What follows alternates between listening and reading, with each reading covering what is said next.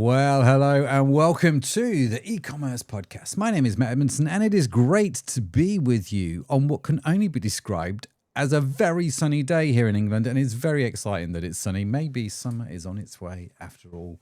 Who knew? It's great to be with you. If this is your first time on the with us on the show, a very warm welcome to you. We talk about all things e-commerce, and if you're a regular to the show, welcome back. And thank you for all the kind comments you send me on LinkedIn.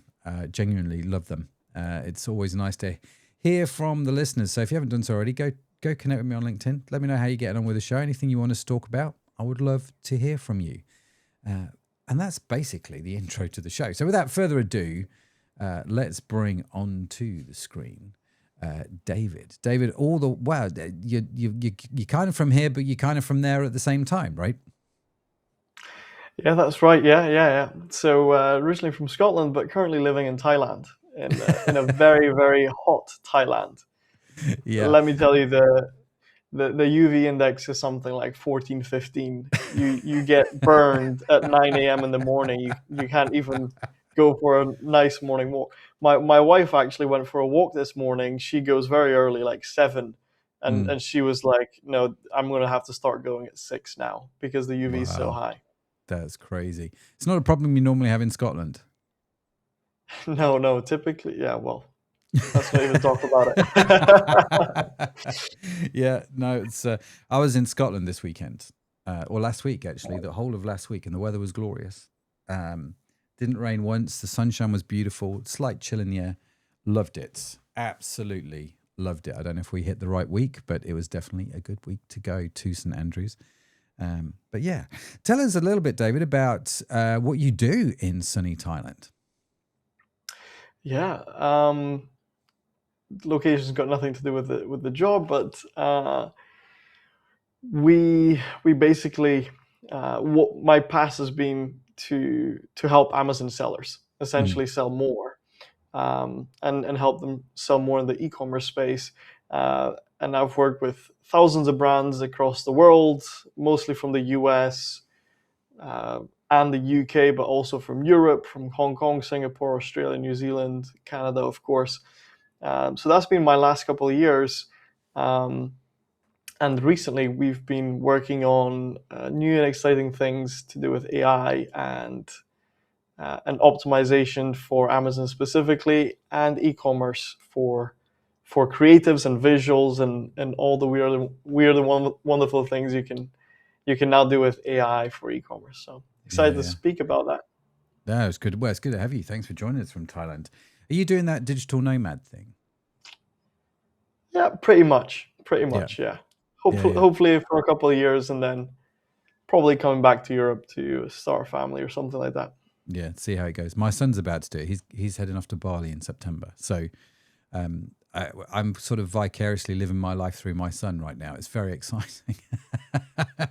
Maybe one day we'll get a chance to sort of hit the trails, but it's great to have you on the show. So let's talk about Amazon, right?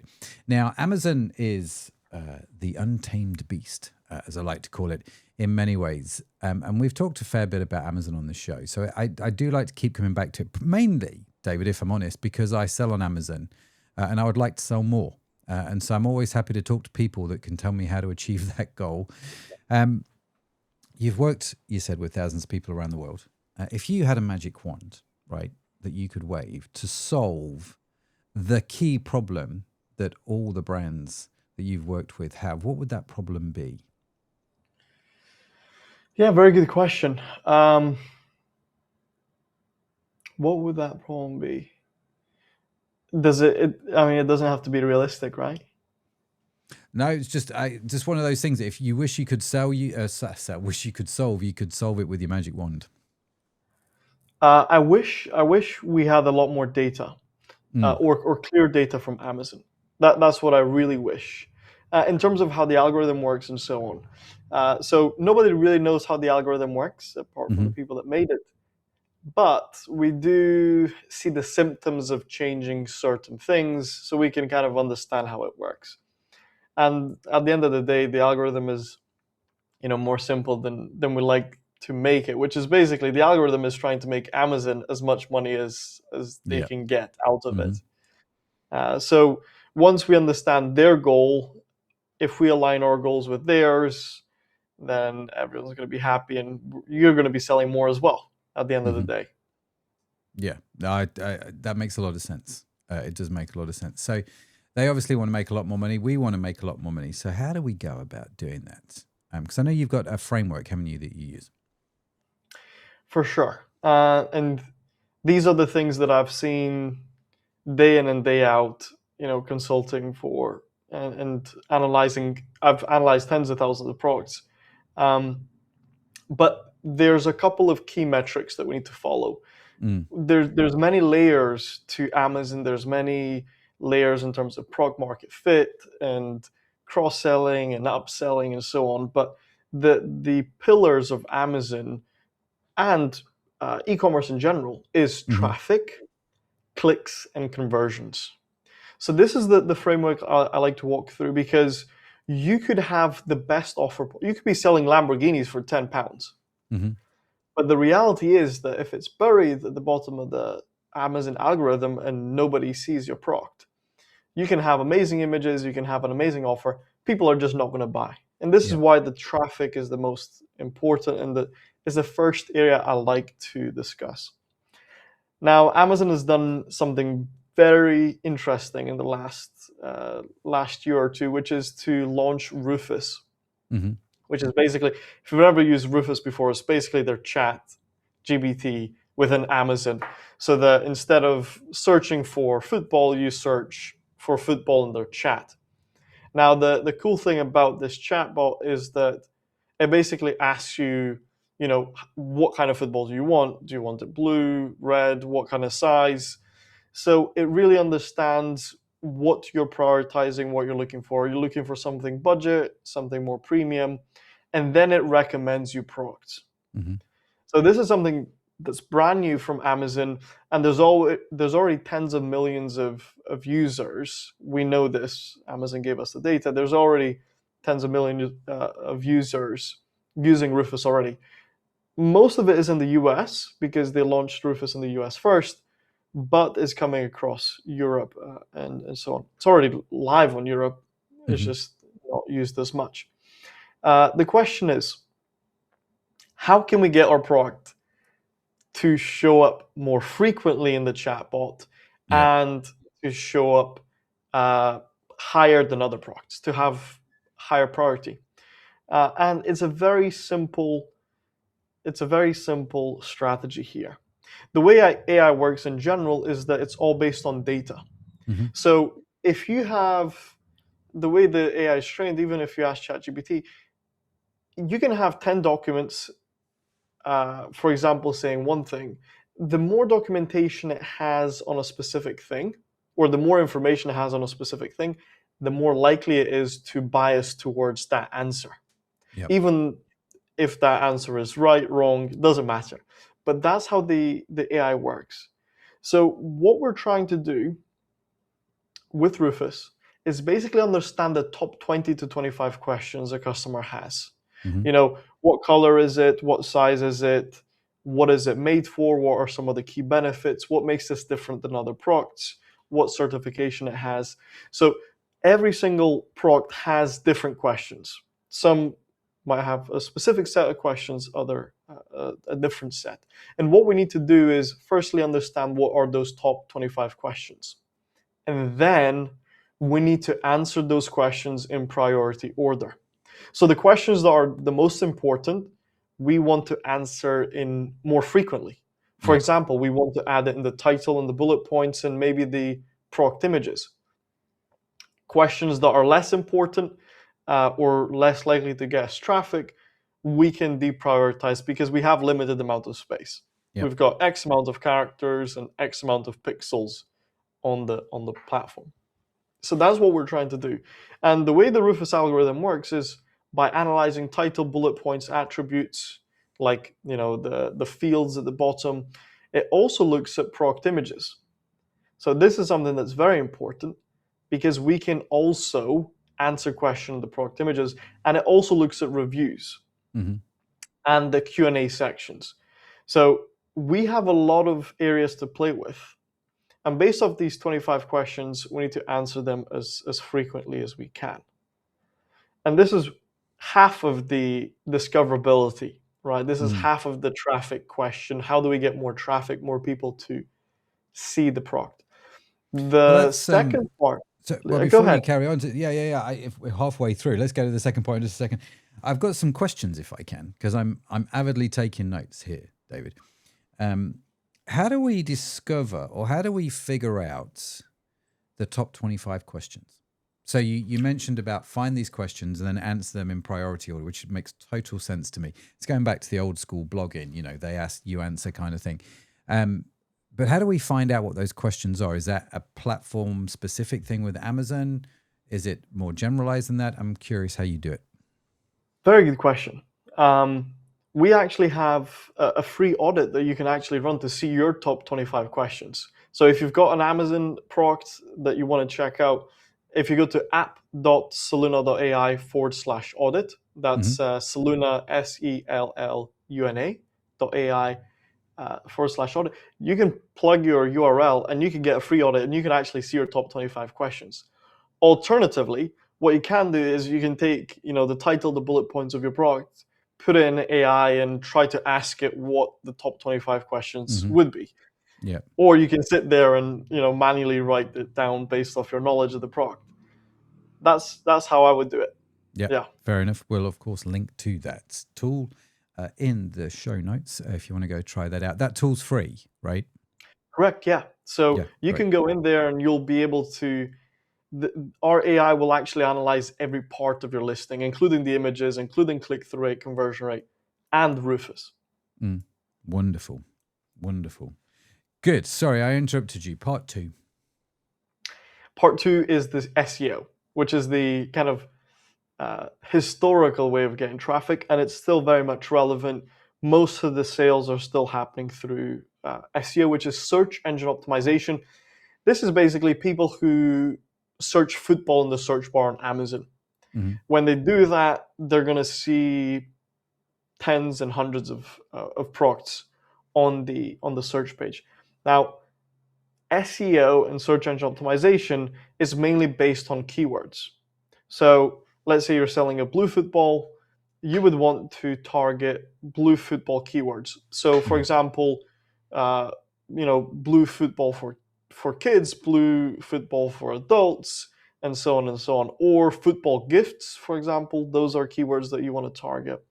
And the way SEO works is, from all the research and all the testings that we've done on thousands and thousands of listings, you want to be focusing on volume of and frequency of those keywords.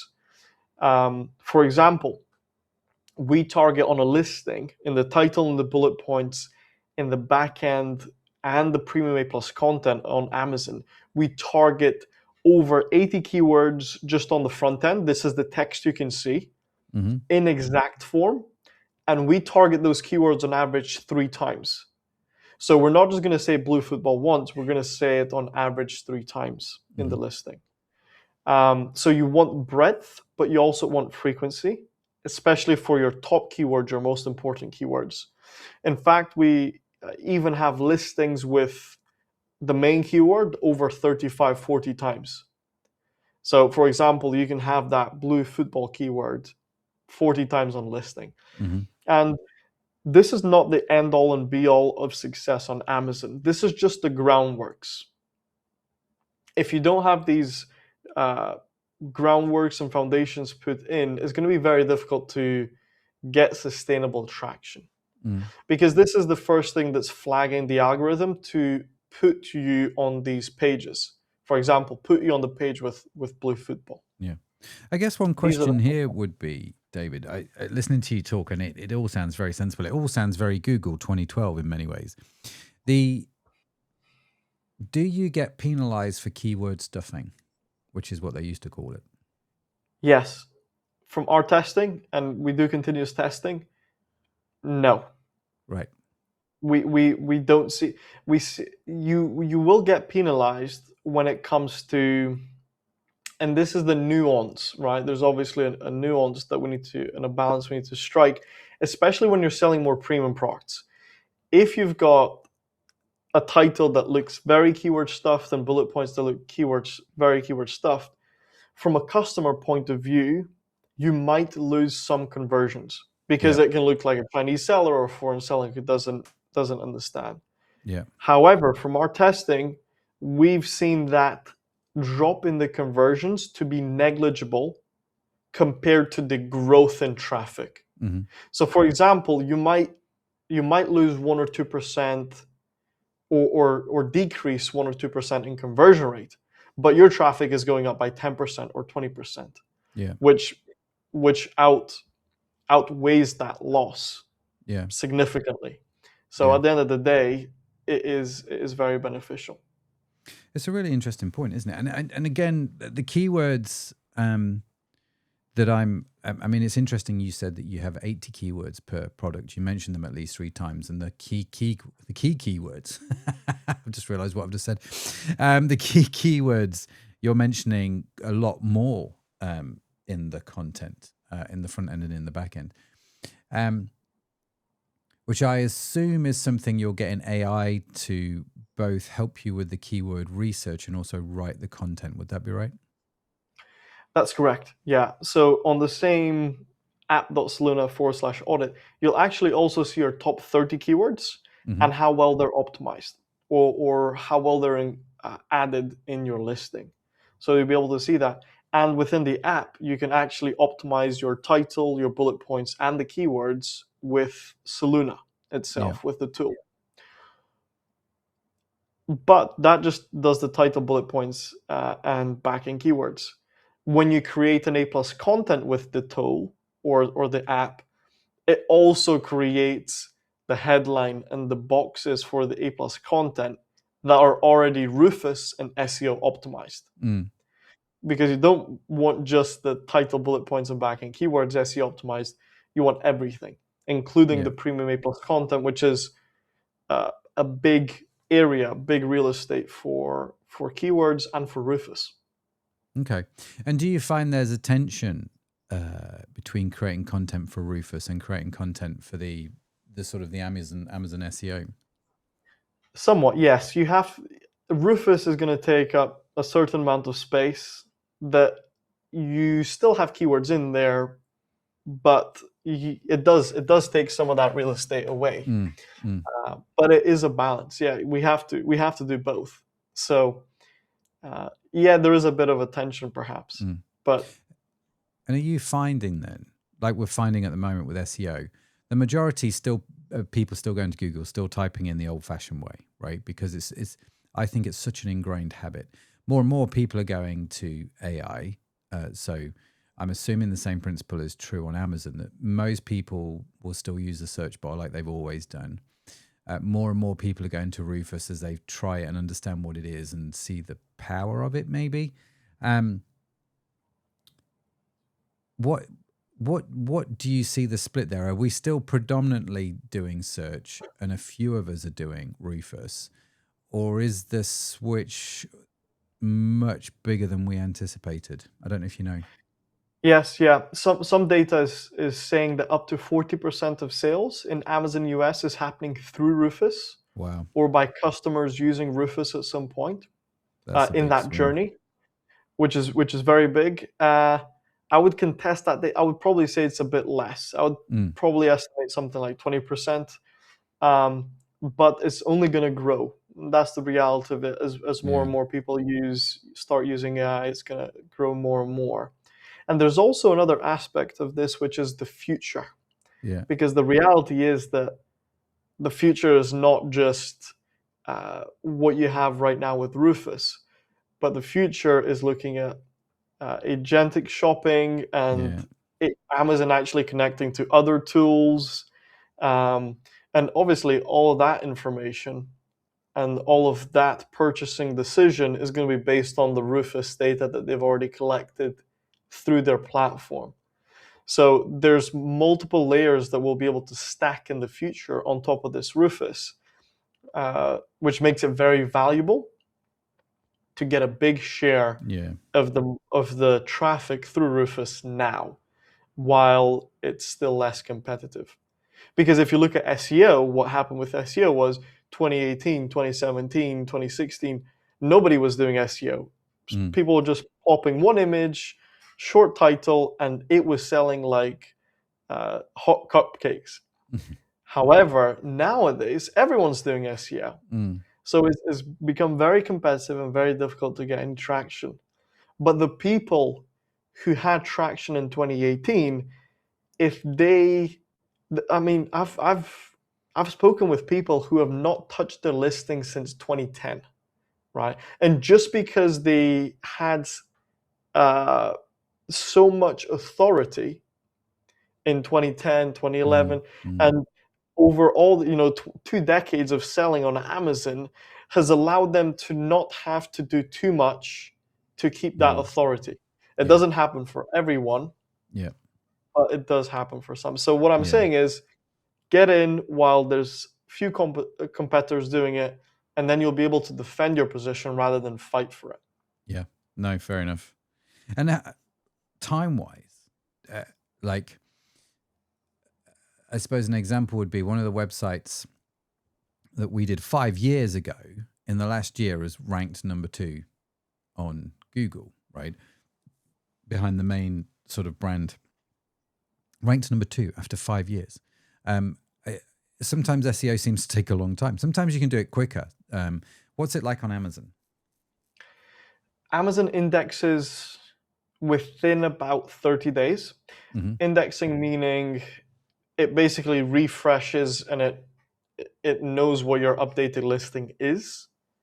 However, once we get onto the next points, which are click-through rate and conversion rate, you will be able to better understand how this works, because it is a long-term SEO, and Rufus less so, because it's once the AI knows the questions, it knows the questions. But SEO is something that's more long-term. So you're looking at 3 to 6 months to kind of go from not much to something that's 80% mature, right? So if you don't keep touching it in 3 to 6 months, is basically at the peak of what it's going to be. Okay, fair enough. And is it a case of actually, if you're competing in a market that is saturated by quite a few big players, it's going to be quite hard to climb those rankings? Yes, of course. Not just because of those big guys, but if there's someone, if the bestseller is doing, let's say, $1 million a month, and they've been there for a long time, the likelihood is that position 2, 3, 4, 5, 6, 7, if it was just those guys, okay, they can have position 1, we can have position 2, which is, by the way, not a big difference in sales. If you have, really the top 10 positions on a page pretty much have the same traffic, depending on if it's desktop. On desktop, because it all shows on one page, it's essentially, you're not getting it much benefit by being number 1. On mobile, of course, you are, because you have to scroll. So yeah, a more mature category, a more competitive category is going to be harder to break into, for sure. But I guess this is why Rufus is your friend right now, if you optimize with Rufus in mind, right? Because I imagine a lot of people aren't. Like we've been doing some research just on sites from an SEO point of view who are geared up for AI, and it's minuscule. The amount of people that are geared up for AI search on their sites. But I mean, that's another story. So I imagine that's where the opportunity lies. If SEO has become complex, AI search, the quantity of search in that area is not big, but it's a lot less competitive, and you can start to build some traction in that, I would have thought. Completely. And the big thing is also the long-term strategy, which is to be able to defend that position on Rufus is going to be much easier than it is to do this optimization in 6 months from now. And the growth curves for things like Rufus and AI are, hockey sticks. So the quicker you get in, the much better it's going to be. Yeah. Okay. So traffic, clicks. Awesome. Now, let's say you've got amazing Rufus optimization and amazing SEO. You're showing up higher on pages. You're showing up more in the chat. People still need to click on your product. Otherwise, they're not going to be able to buy, right? And 80% of the click-through rate is driven by the main image.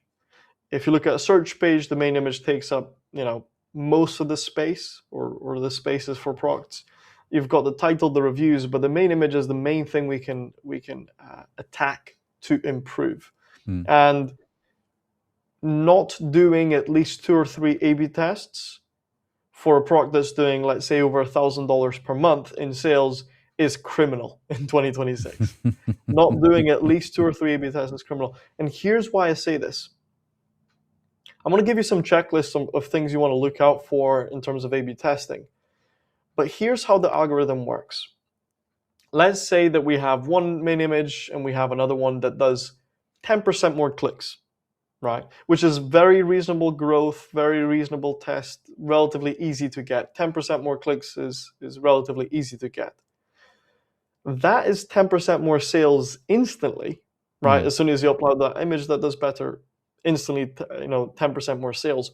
However, on the long term, looking at 12 months, looking at 24 months from now, that could mean the difference between $50,000 in monthly sales and $40,000 in monthly sales. And why do I say that?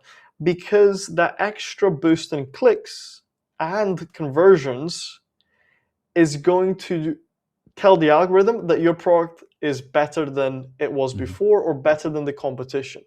So what's going to happen is, because they see your product performing better, they're actually going to give you more traffic. Yeah.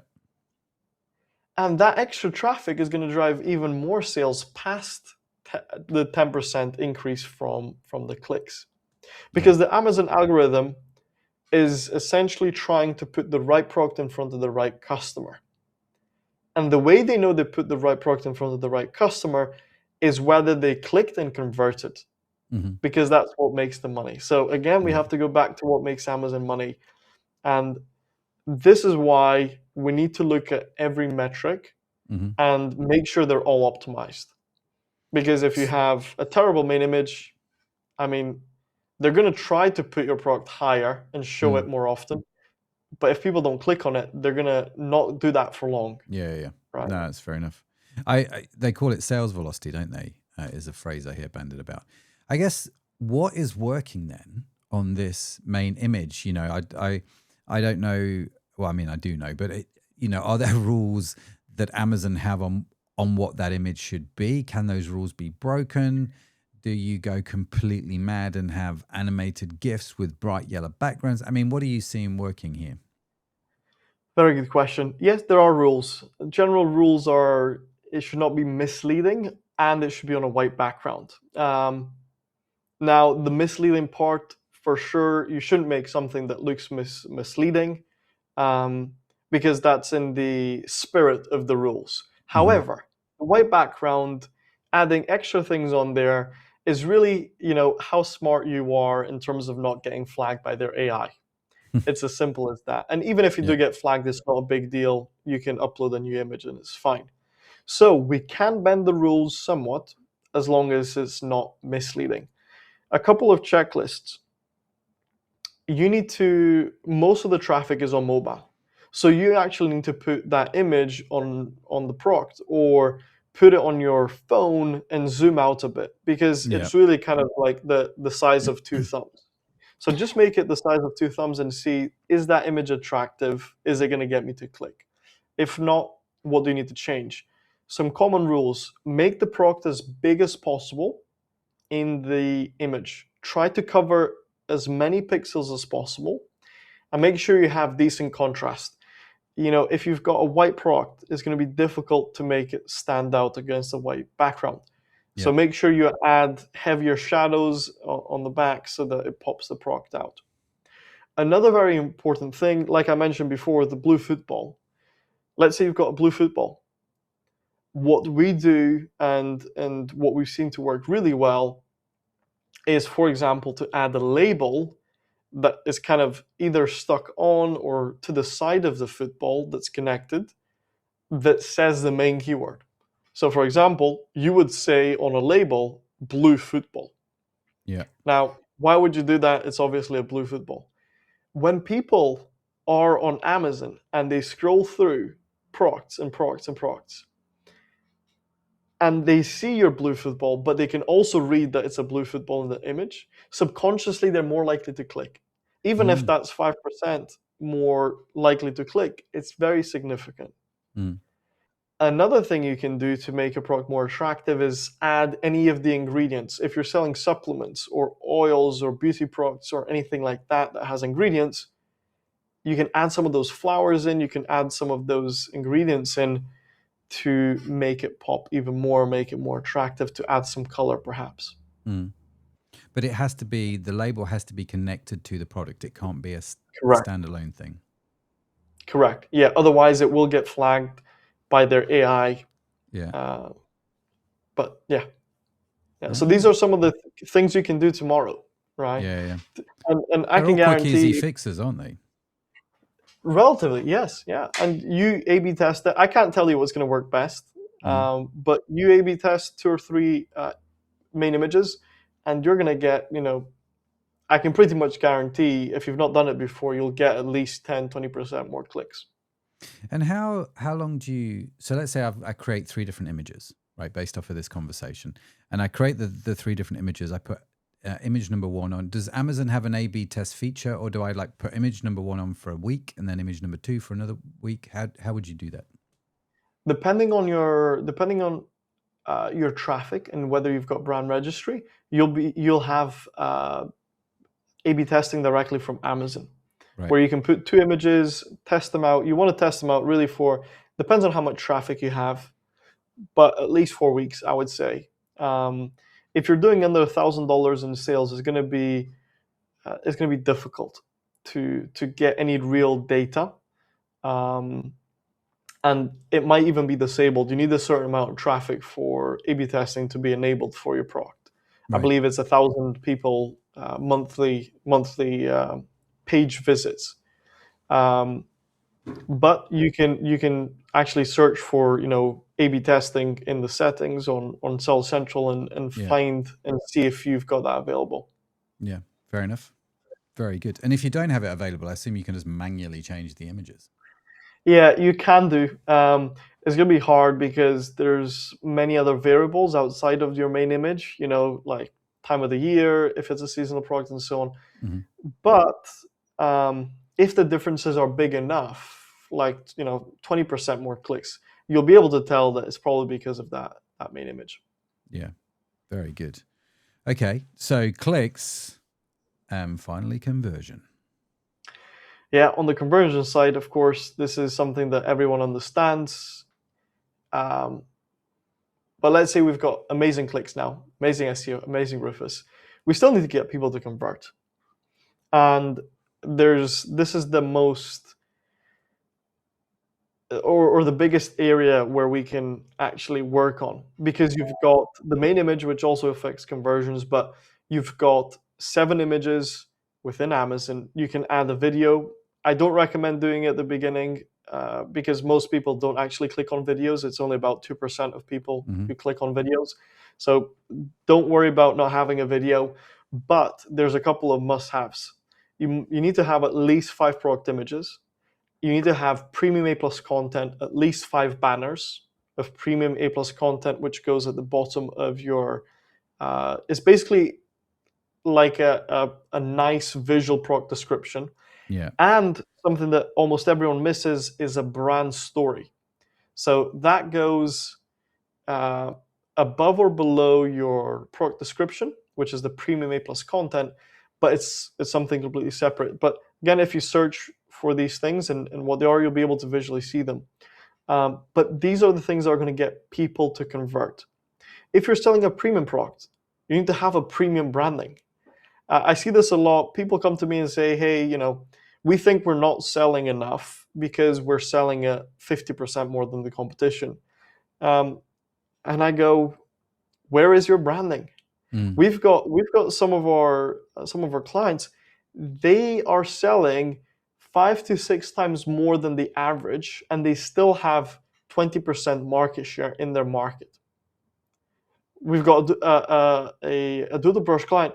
They're selling the product for £60, and the competition is selling it for £12, and they've got the biggest market share, right? And the reason they've got that is because we have done very, very good branding.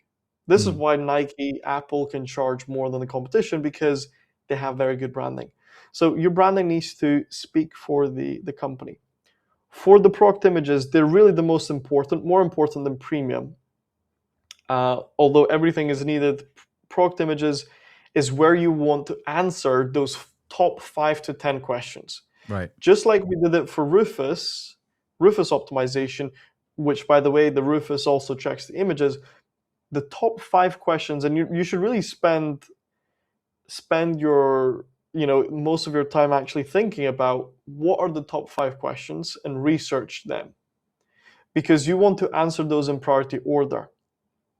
For example, if you're selling a premium product, one of your most important images there needs to be us versus them, right? Why are you charging me $60 when someone else is charging me $30, right? That's the first question they're going to have when they land on your product. Yep. So you need to answer that question. You need to justify it. Yep. If you can't, you probably need a different product. But most of the time, you've got justifications for it, right? Yeah. Whether it's better quality and so on and so on. So you need to think of those top 5 questions, and every question needs to serve a purpose, and it needs to answer a question. Because a confused buyer is not buyer. They're not going to buy. What's going to happen is they're going to scroll to look for more info, and they're going to get bombarded with another 20 products by the competitors, and they're just going to click on that. Yeah, that's super powerful. I love that. I think it's great. But I'm also, David, aware of time. So I've got questions, but we'll have to park them for now. If people want to, if maybe they've got questions themselves, people listening to the show, like, David, I want you to answer this question for me. How do they reach out to you? How do they connect with you? What's the best way to do that? The best way to do that is either through my email, david@selluna.ai. That's SELLUNA.ai. But what I recommend everyone does is, if you're selling on Amazon, you need to go to app.selluna.ai, or just go to selluna.ai, or search it up on Google. And on the homepage, you'll be able to actually audit your own listing and see how well you're doing. So it'll give you a score for Rufus, for SEO, for click-through rates, and conversion rates. So everything we walk through, you'll be able to see exactly what you should be doing and how you should be doing it. And you can also start a free trial and just generate some things for your listing for free, and see what, get some main image ideas, or product images, or Premium A+ content. Fantastic. Where does the name Selluna come from? It comes from seller, Amazon seller, and Luna, which is the moon. So we've got like a lunar theme for the app. Yeah. So you've amalgamated 2 words together. Correct. Very good. That's right. David, listen, genuinely a real treat talking to you, man. Really appreciate you coming on the show. I've got lots of notes. Going to be talking to our team again tomorrow. They hate it when I get lots of notes, because we just go and have, right, this is what I learned. What are we going to do? But listen, genuinely brilliant. Thank you for coming on the show. Really appreciate it. Really learning from your expertise. For those that have stayed to the end, in the last sort of 2 minutes that we've got together, I would love for you to give us your top tip. I mean, we've talked about traffic. We've talked about conversion and clicks. I appreciate I've got those the wrong way around. But if someone is sort of stagnated, I suppose, with Amazon, or maybe even not really started yet on Amazon, what's your best value tip that you can give them? The best value you've got. The microphone for the next 2 minutes is yours. What's your answer? Yes. One thing I tell everyone is that the text speaks to the algorithm, and the images speak to the customer. Ooh, so when you're optimizing the title, the bullet points, think of it as, I'm speaking to the algorithm, because no person actually reads that. People, when they land on Amazon on a listing, they don't care about your bullet points. They don't. They really don't. Nobody reads that. Unfortunately, anymore. Nobody reads in general. But the images need to speak to the customer. Because of social media and shorts and TikTok and so on, people are very quick to decide they want things easy, they want things in a visual format. Yeah. So make sure that your images are not full of text. They need to answer questions for sure, but you can't write paragraphs. And they need to be visually understandable. So if you've got a 3-step process on how to apply, let's say a face mask, you can say like step 1, step 2, step 3. But on the left side, also add the icons, right? So if step 1 is mix, actually add a mixing bowl with a mix. If step 2 is, I don't know, let it rest for 3 minutes, you can put a 3-minute and then put it on your face. You can put it.